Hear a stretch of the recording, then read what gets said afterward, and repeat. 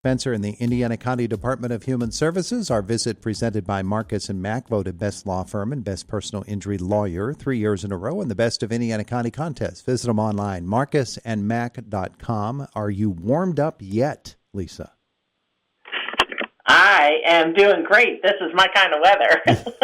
But I'm going to tell you, it was freezing cold that night of the point-in-time count. So. Yeah, the point-in-time count, that was on the coldest night, wasn't it, when it was 16 below zero? Well, I think the Sunday and Monday and Tuesday possibly were a little colder, but we still got down to -4, and that probably didn't include the wind chill. So It was super cold that night. But I did want to give you a quick overview, if I could. This was really a different point-in-time count for us this year, as we had taken a drone operator from EMA, Jim Hopkins. He agreed to ride along with us for the first 6.5 hours. We didn't think it'd be that long for him, but he was really great to work with. And we were able to go and search all the locations that we received information from the community, either by the surveys that were returned that we sent out ahead of time, or emails or phone calls into our office of where people may be staying in unsafe situations. So we were able to find tents that there's no way you could have seen them from the road. So the drone ended up being really a great asset for us.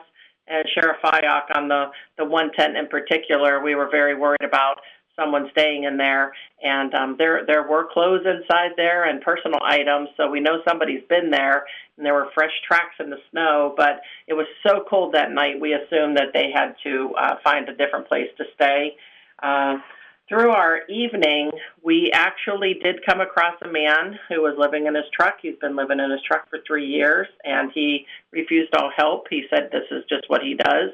But we were able to turn that one person in back to, of all the counts that we have to turn in of the people that we find that night. As we had gone along to all of the different gas stations, there were definitely some people out in the community that they had known about, but they were kind of drifting in and out. They weren't really sure if they were homeless, but they knew that they had on their bulletin boards the number for ICAP if somebody ever wanted to be able to get into some resources here. So I did want to just say thank you in a big way to Sheriff Fyock. I couldn't do this without him, just because he really helps me spearhead this every year. And I want to really thank Jim Hopkins for his drone operations. We're hoping that he'll kind of stay on with us and do this every year now. And it was very interesting, and he really enjoyed it too. And I also had Shannon Kunla from the Housing Authority. She's the executive director over there. She had ridden along with me, and so she was part of our committee too. So in addition to what we did, we drove over 175 miles that night. So the drone was with us for 6.5, and then after we released the drone, Sheriff Shannon and I had continued on the path that we normally check, and so we almost were out for about 10 hours total. We did receive 105 surveys back, or emails or phone calls this year, and Maureen Pounds was really great about making sure we dispatched police. The Pennsylvania State Police helped us. The Sheriff's Department helped us with some deputies for a tent encampment that was reported. We had ICAP go out to a few places.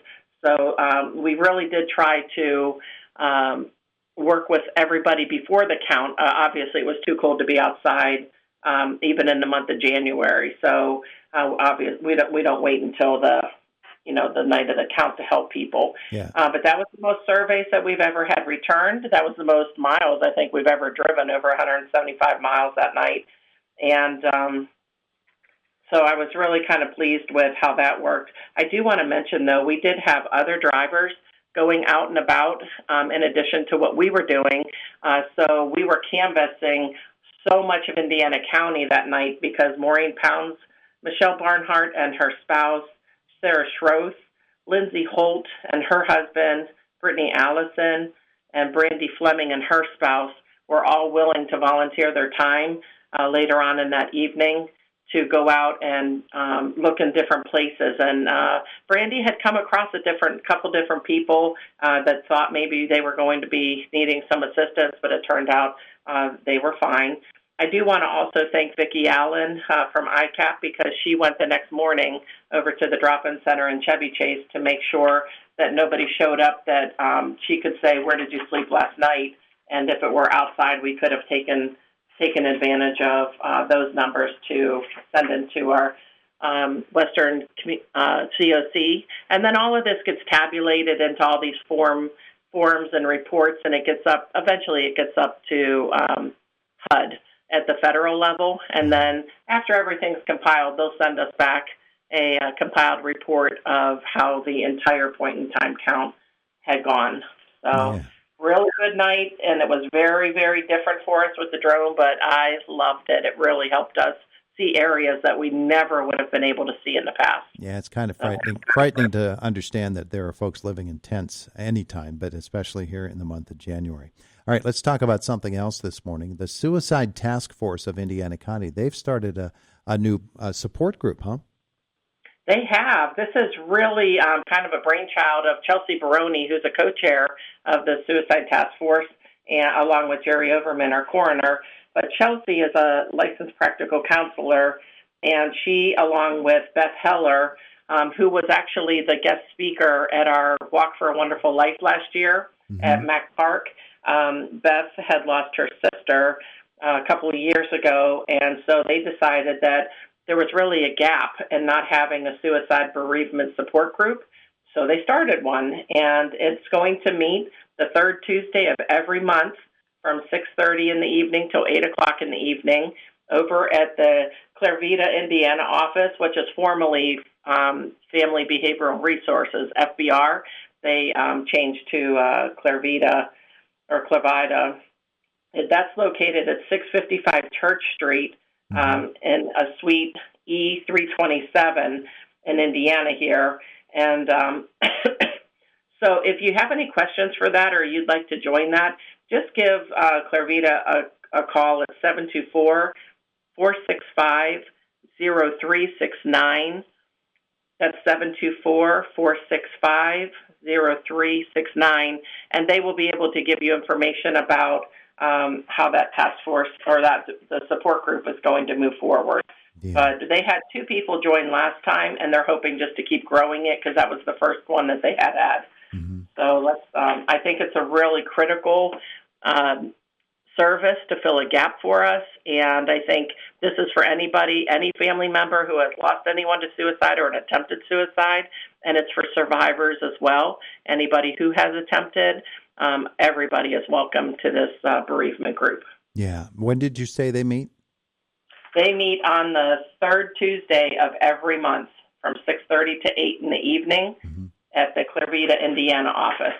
All righty. So that's a very good and probably very much needed group, the Suicide Task Force Bereavement Support Group. And finally this morning, for something completely different, Family Fun Fest is on the way. Yes, we finally made it around a whole year. So March 1st from 11 o'clock until 3 p.m., we will be out at the Indiana Mall. And this year, Aetna is our major sponsor for this. Aetna was able to give us a $5,000 grant to help us with some of our marketing materials and the different events that we do through the CAC. This year's theme is sensational. So it's all the 5 senses. It's touch, sight, taste, hearing, and smell. And so we'll have well over 40 booths and activities. We'll have a DJ. There'll be some entertainment, and there'll be concessions for sale. But the event itself is free. And I do want to give a shout-out to all of our volunteers. We have some IEP groups coming to help us. We have some public community members that want to help. And, of course, our CAC members that will be helping us that day, too. So this is always a really fun day. We don't have to worry about the weather because it's inside at the Indiana Mall. So, like I said, this is March 1st from 11 to 3. Beautiful. Of course, Family Fun Fest is for the entire family, and you get a number of exhibitors and performers come out and turn it into a really nice event. Yeah, I think one thing that people might want to be able to be on hand for, we're going to do a drum circle. So there was a gentleman that agreed to come and do a drum circle for us, and it's just about, having different types of instruments like some drums or some maracas or different things that you shake, and then he keeps the rhythm for everybody as we're going. But then it just is something so amazing. They had this last year at our wellness retreat for the Children's Advisory Committee, and they loved it. So we thought, what a great idea to bring this here for the sound portion of our senses. So should be really a great day. Will you be shaking maracas on that day, Lisa? I actually won't. I would love to, though, but I'm in charge with Linda Mitchell. We are in charge of the volunteers this year. So I'm sure everybody would love to see that. Yeah, I might sneak down because I missed last June when he had come. I had something here at the office that was a pressing issue, and I missed it. So I do want to maybe sneak down and see how that works. And I would be happy to join if they have extra room. So, there's going to be some really fun activities. And center court is just moved down. It's not going to be in the center of the mall anymore. It just moves down to like where the old Capri Pizza used to be, and where the Subway used to be. It's kind of right in front of those places. So it's a little bit different setup just to kind of help with the flow of everything. So we just want people to know, don't miss out on that. But a free event, we just have to keep the demographics, what school district, the zip code, and how many in your family. We just have to keep the demographics so we can turn all that back in as when we wrap up all the events. So really good event. Good things with Indiana County's Department of Human Services. Lisa Spencer, thanks so much for the visit today. All right. Have a great day. You too. Hopefully February won't go so fast. No, we want February to go fast. And February can just go right on ahead because then comes baseball season and things get much, much better. Okay. All right. I'll agree to that. Okay. I'll talk to you next month. There's Thanks. Lisa Bye-bye. Spencer with us here this morning on the Voice of Indiana County, WCCS 101.1 FM, AM 1160, and WCCSradio.com.